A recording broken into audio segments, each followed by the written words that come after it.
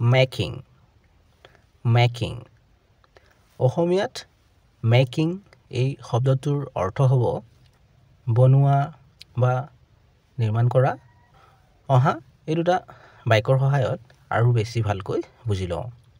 she spends তাই কটায়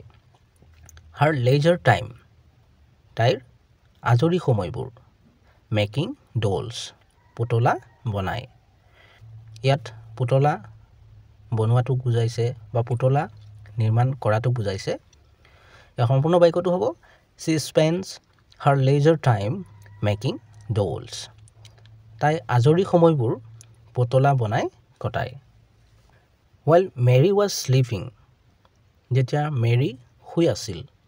I was making a cake মই কেক বনাই আছিলোঁ ইয়াৰ সম্পূৰ্ণ বাক্যটো হ'ব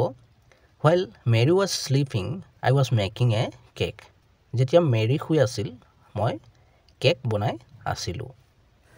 চেনেলটো সাবস্ক্ৰাইব কৰি ল'বা কাৰণ